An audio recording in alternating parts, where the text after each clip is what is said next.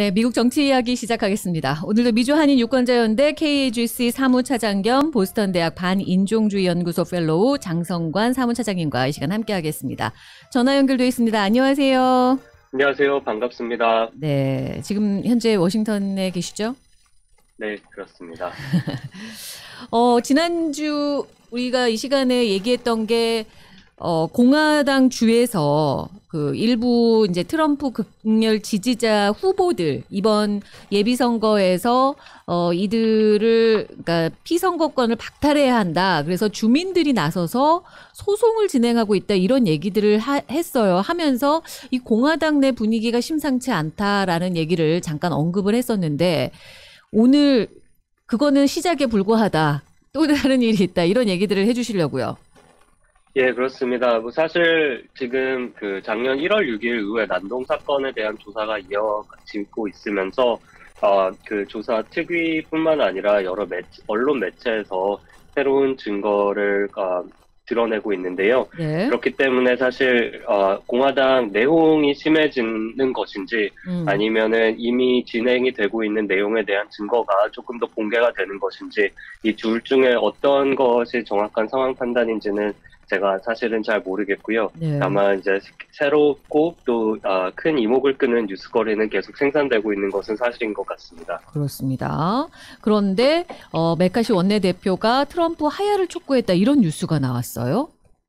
예, 그렇습니다. 이게 지난 목요일에 뉴욕타임즈의 기자인 조나탄 마틴 그리고 알렉스 번스라는 두 기자가 공개한 것인데요. 예. 이 둘이서 사실 새 책을 지금 출간을 발표를 했습니다.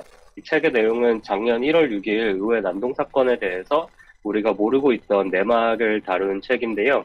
그래서 여기서 밝혀진 새로운 사실 중에 하나가 당일 난입 사건 이후에 메카시 원내대표와 포함해서 당시 하원 공화당 서열 3위였던 리스 체니 의원, 지금은 공화당에서 사실상 제명 절차를 밟고 있는데요. 네. 등의 여러 지도부와의 통화에서 메카시 원내대표가 이런 말을 했다고 합니다. 이번 사건은 지나가겠지만 나는 대통령에게 하야할 것을 제안할 것이다 라고 발언을 했다고 이 책에서 전해지고 있는데요. 그래서 이게 뉴스에서 보도가 되자마자 메카시 의원을 포함해서 핵심 관계자들은 바로 부인을 했습니다만은 지난 목요일 저녁, 그러니까 바로 보도가 나온 당일날 저녁에 MSNBC의 정치 시사 프로그램 진행자인 레이첼 매다우가 이 녹취록을 바로 방송에서 공개를 했습니다. 어머. 그래서 또 그래요? 녹취록에 따르면 아직까지 이 녹취록을 누가 녹음했는지도 밝혀지지 않았고요.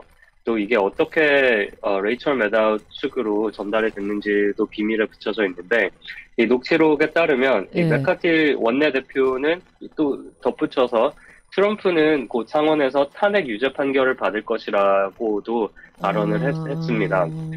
이 이외에도 여러 가지 논란이 될 만한 발언이 다수 포함되어 있다고 전해지고 있습니다. 그렇군요. 그러니까 전화 통화 내용을 누군가가 녹취를 해서 이게 이제 뭐 뉴욕타임스 기자한테 제보도 한 거고 MSNBC에서는 직접 틀기도 하고 이게 증거가 나왔으니 이 의원들은 이제 부인은 하지 못하겠네요.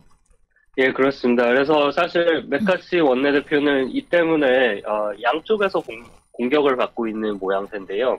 일단 첫 번째로 같은 당의 공화당 의원들로부터 가장 크고 또 많은 비난을 받고 있습니다. 그렇겠죠.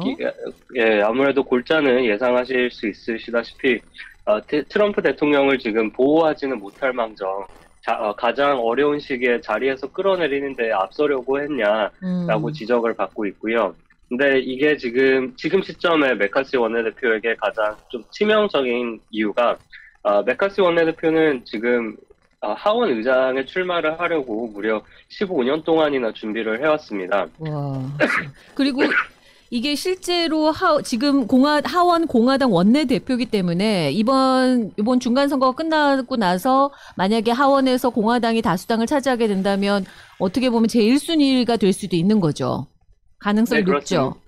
예, 맞습니다. 그러니까 하원에서는 공화당, 상원도 마찬가지입니다만은 공화당, 민주당 각 서열이 정해져 있고 당 내에서 소수당의 최고 지위가 원내대표이고 원내대표를 맡은 사람이 보통 거의 자동적으로 다수당이 되면 의장으로 당선이 되는데요. 그렇군요. 그런데 메카시 원내대표의 경우는 일단 두 가지 변수가 있습니다. 하나는 2010년에 공화당이 중간선거에서 대승을 이끄는데 견인을 하는데 큰 역할을 했음에도 불구하고 당시에 함께 영건즈라고 불리웠던 폴 라이언 전 의장 그리고 에릭 켄터 전 원내대표와 함께 그 셋 중에서 가장 나이가 많은데도 가장 늦은 차례로 지도부에 입성할 것이라는 예상을 받았고 실제로도 폴 라이언은 40대 의장을 맡기도 했고 또 부통령 후보를 맡았죠. 그랬죠. 그리고 에릭 켄터의 경우에는 예비선거에서 예상치 못하게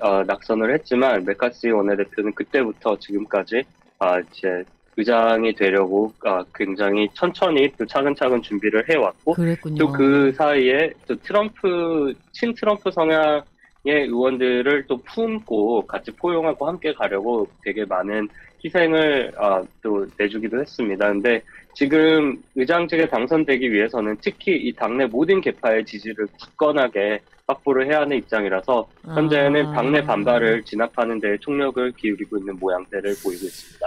여기서 살짝 의심이 되네요. 이 녹취록을 폭로를 한 게 혹시나 이 메카시 의원과 뭔가 당내 좀 경쟁을 하고 있는 의원 측에서 하지 않았을까.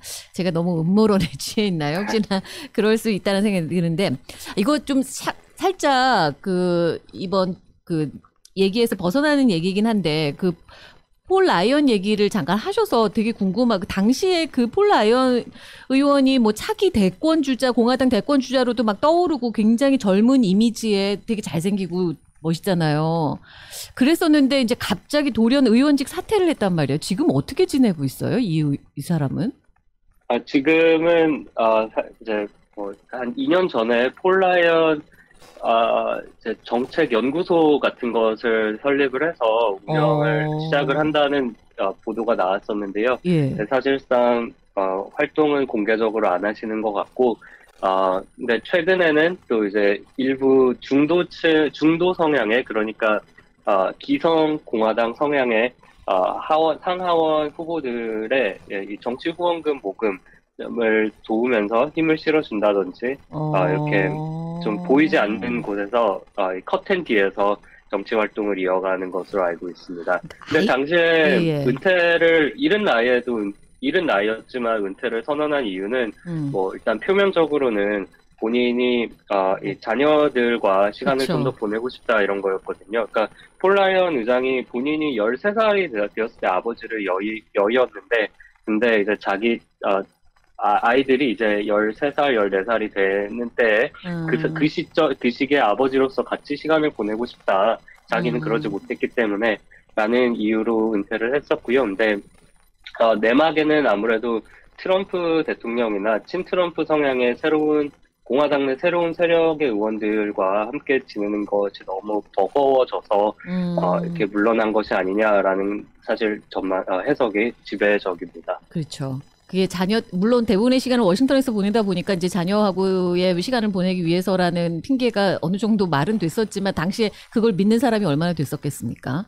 네, 실제로 지금도 워싱턴에서 많은 시간을 보내고 계신 걸로 진짜요? 나타났고요. 예. 거 봐. 핑계였어요. 근데 정치계를 완전히 떠나지는 않았네요. 계속 어쨌든 그 뒤에서든 계속해서 몸에 담고 있고 관계를 이어가고 있다는 걸로 봐서는 언제든지 다시 재개할 수도 있겠네요. 그거는 앞으로 공화당 주류 세력이 어떤 세력으로 되느냐에 따라서 많이 달린 것 같습니다. 물론 이제 역량이나 나이들을 봤을 때는 언제든지 복귀해도 어색하지 않은 그런 조건을 갖추신 분인데요. 근데 지금 오늘날의 이 정치적인 지형에서 설 자리가 있는지는 조금 의문점이 사실입니다. 정치계라는 게 어떻게 될지 아무도 모르기 때문에 앞으로 좀 지켜보면 좋을 것 같고 다시 메카시 의원 얘기로 돌아오면요. 예, 그래서 그 보도가 나오고 나서 그 다음날 그러니까 지난주 금요일에 메카시 의원은 바로 트럼프 대통령과 단독 통화를 하고 적극 해명을 하는 등 행보를 이끌어가고 있습니다. 그러니까 해명을 하면서도 트럼프 대통령은 여기에 기분 나빠하지 않았다라는 말을 전했는데요. 그러니까 달리 해석을 하면 그만큼 트럼프의 영향력이 공화당 의원들에게는 아직도 막강한 것이고, 메카시가 어떤 말을 하든 어떤 행동을 하든 트럼프가 어떻게 반응하느냐가 더 중요하다는 방증이라고 볼 수 있겠습니다. 아, 그렇군요. 근데 아직 아무 반응은 안 나온 거죠? 트럼프 대통령 측에서. 트럼프 대통령이 직접적으로 전한 반응은 없고요. 예. 메카시와 통화한 것은 사실로 알려지고 있습니다. 그러네요. 뭐 이게 공화당 내에서는 비판받아 마땅한 뭐 발언일 수도 있고 지금 그런 또 이제 뭐죠? 하원 의장직까지 지금 위태로운 지경에 이르렀지만 민주당 입장에서 보면은 이런 또 아군이 없잖아요. 굉장히 칭찬을 받아 마땅한 사실상 그게 잘한 일은 아니잖아요. 이런 발언이 나오는 것도 어찌 보면 당연한 건데 이게 이제 정파 싸움에서는 뭐 어쨌든 당에 속속된 사람으로서 함부로 할 발언은 아니었다 하겠지만 그렇습니다. 어쨌든. 말씀하신 대로 그런 발언이 사실 양심적인 발언이었고 맞는 반응이라는 게 정치권에서는 우세한 시각인 것 같습니다. 하지만 리스 체이니, 그러니까 당시 하원 공화당 서열 3위였던 또 딕 체이니 전 부통령의 딸이죠. 리스 체이니 의원은 그렇게 동의를 했고, 그래서 트럼프가 하야해야 되고 정말 이 국가에 중차대한 잘못을 저질렀다라고 공개적으로 발언을 했고 또 탄핵에도 찬성표를 던졌죠. 근데 그렇게 되고 나서 공화당에서 이 지도부에서 제명이 되었고, 지금도 사실상 공화당 의원들은 같은 당 소속이라고 인정을 하지 않을 정도로 굉장히 어려움을 겪고 있습니다. 지금도 올해 재선에도 또 예비선거에서 리스 체니 의원에게 도전하는 예비선거 후보자들이 굉장히 많이 나와 있는 상태고요. 그렇기 때문에 메카시 원내대표처럼 앞으로 아직 목표가 확고하고 또 장래가 남은 의원에게는 이렇게 양심적인 발언을 공개적으로 하기에는 정치적인 부담이 큰 게 사실이었던 것 같고, 그러네요. 그랬기 때문에 이렇게 다운플레이를 했던 게 아닌가 싶습니다. 그래요. 뭐 그렇다고 뭐 이렇게 거물급 정치인이 그냥 뭐 어떻게 주저앉을 수는 없을 것 같고 앞으로 좀 지켜보면 좋을 것 같습니다. CNN에서도 뭔가 또 공개를 했네요. 그 대통령하고의 문자 메시지를 공개를 했다고요? 예, 그렇습니다. 어제 4월 25일에 CNN은 사실 대통령과의 문자 메시지라기보다 트럼프 대통령의 비서실장을 맡았던 마크 메도우스 전 하원 의원이 2020년 대통령 선거일 11월부터 2021년 1월 20일 바이든 대통령의 취임일 사이에 주고받은 문자 메시지 총 2,319건을 공개했습니다. 이 중에는 이제 공화당의 저명한 인사들부터 팍스뉴스의 앵커 등등이 포함되어 있고요. 또 우리가 여러 차례 소식을 전한 마조리 테일러 그린 연방 하원 의원 등 일부 의원들이 계엄령 선포를 해야 된다라고 제안을 하는 등 트럼프의 권력 유지를 위해서 어떤 논의가 이루어졌는지 볼 수 있는 내용이 굉장히 많이 포함되어 있습니다.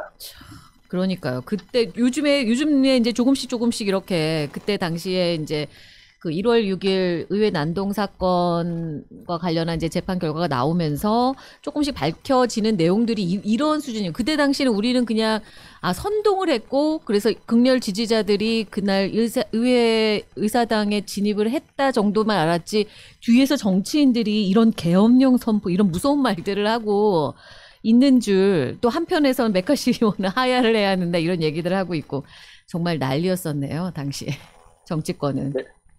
예, 그렇습니다. 하지만 1월 6일 특별조사위원회가 아직 그 조사가 어느 정도 수준에까지 도달했는지도 미지수고요. 또 어디까지가 또 실제로 형사 고발 조치로 이어질 수 있는지 아직 이 조사위원회 활동 기간은 앞으로 채 7달 정도가 밖에 남지 않았는데요. 왜냐하면 다음 회기에 공화당이 하원의 다수당 지위를 탈환을 하면 이 특위는 없어질 확률이 높기 때문에 그래서 또 그 사이에 그 사이에 또 얼만큼의 진전이 있을지는 사실 아직까지는 지켜봐야 될 것 같습니다. 그렇군요. 그래서 이번 중간 선거가 지금 사활을 걸고 양당이 서로가 하원 다수당을 차지하기 위해서 그러고 있는데 분위기는 어쨌든 공화당이 다수당이 될 거다 쪽으로 많이 쏠리고 있고 공화당 의원들도 이걸 위해서 아주 지금 굉장히 고군분투하고 있죠. 예, 그렇습니다. 사실 공화당이 다수당 된다는 건 기정사실로 받아들여도 될 것 같고요. 기정사실. 왜냐하면 지금 하원에서 민주당과 공화당의 의석수 차이가 6석밖에 되지 않기 때문에 7석만 가져와도 네. 공화당이 다수당이 되는 거죠. 그쵸. 근데 이제 정말 문제는 공화당이 얼만큼의 의석 차이를 두고서 다수당이 될 것인지, 또 공화당이 다수를 탈환하면 그 중에서 공화당 내 주류 세력은 친트럼프 강경 우파가 될 것인지, 네. 또는 중도 성향의 기성 공화당 의원들이 될 것인지, 이것이 중점이 될 거라고 보고 있습니다. 그러니까 하원 공화당 의원들은 사실 이미 다수당 지위를 탈환하면 어떤 일을 해야겠다고 전략을 다 세워놨고요. 벌써요? 이거를 이제 우선순위를 정하는 수준을 밟고 있는 상황입니다. 네, 그 내용이 어떻게 되나요? 방금 말씀드린 것과 같이 1월 6일 조사 특별위원회를 해산하는 것부터 시작을 해서 해산하고 페이스북, 구글, 트위터 등 소셜미디어 업체를 비롯한 빅테크 기업 대상 보수 성향의 콘텐츠 검열 의혹에 대한 청문회를 진행을 할 것이고요. 여기엔 트럼프 대통령도 포함이 되겠네요. 여기는 아무래도 트럼프 대통령을 엄호하는 그러겠죠. 내용 위주로 나올 것 같습니다. 예를 들면 트럼프 대통령의 트위터 계정 복원 이런 것에 대한 요구도 나올 거고요. 네. 또 진보 성향의 의원이나 트럼프 탄핵 소추위원으로 활동했던 의원들을 대상으로 상임위 소임을 박탈하는 움직임, 또 바이든 정권의 내각 구성원 대상으로 탄핵 시도 등이 거론되고 있습니다. 그렇군요. 이 중에서 지금 하원 공화당에서 벌써부터 눈독을 들이고 있는 사실 낭만은 아니죠. 이미 내각 구성원이니까. 네. 내각 구성원 중에 한 명은 현재 국토안보부 장관을 맡고 있는 알레한드로 마요르카스 장관입니다. 그러니까 왜죠? 국토안보부가 사실 9.11 테러 이후에 설립된 부처잖아요. 근데 이 국토안보부 역사상 최초 라틴계이자 또 최초의 이민자 출신으로 수장을 맡은 마요르카스 장관에 대해서 공화당 진영에서는 지금 이민자에게 과도한 편의를 봐주고 또 불법 이민을 용인하고 있다는 주장을 하면서 비판하고 있습니다. 그래서 아무래도 마요르카스 장관을 건드리면 두 가지를 이룰 수 있을 건데요. 정치적인 의미에서 하나는 공화당이, 그러니까 우리가 국토 안보 또 보안에 있어서는 조금 더 잘 알고 있고 좀 더 활발하다라는 입장을 취할 수 있을 것이고, 두 번째는 이민 정책에 대해서 공격적이고 비공격적인 비판을 이어나갈 수 있는 것입니다. 그래서 벌써 내일 하원 국토안보위원회는 마요르카스 장관을 소환해서 청문회를 열 계획입니다. 이 청문회 내용은 사실 내년 회계년도에 국토안보부 예산 편성에 대한 내용인데요. 이미 공화당 소속 위원들은 사실상 이민 정책에 대해서 굉장히 많은 의혹과 질문을 할 것이라고 내비치면서 사실상 이민 정책에 대한 정쟁의 자리로 변질될 것으로 보입니다. 앞서서 그렇군요. 사실 근데 그 전에 이게 국토안보부 장관인데 장관은 소속이 바이든 행정부 소속 아닙니까? 근데 이거를 맞습니다. 의회에서 탄핵을 할 수가 있어요? 의회 탄핵 대상은 행정부와 사법부에 소속된 모든 사람들을 대상으로 탄핵이 가능합니다.